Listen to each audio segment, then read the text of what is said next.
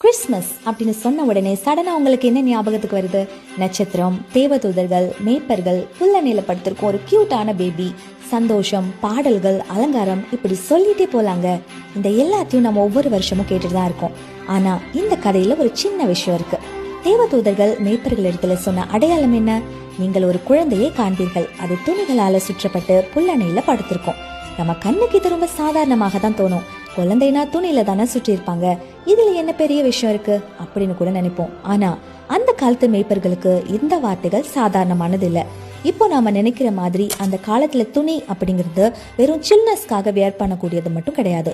முதல் நூற்றாண்டு யூத சமூகத்துல மேய்ப்பர்கள் ஒரு விஷயத்த நன்றாக தெரிஞ்சு வச்சிருந்தாங்க.